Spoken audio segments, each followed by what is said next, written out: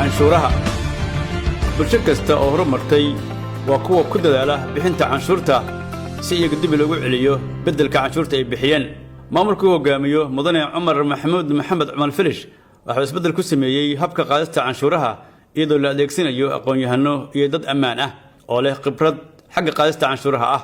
waxa la sameeyay hab digital ah oo loo qaado canshuuraha si loo hubiyo in qasnada dawladda hoose xamar si toos ah canshuurta ugu soo dhacdo halka markii hore ay ahayd qaab gacan looga qaado canshuurta dadweynaha Soomaaliyeed ee ku nool magaalada Muqdisho.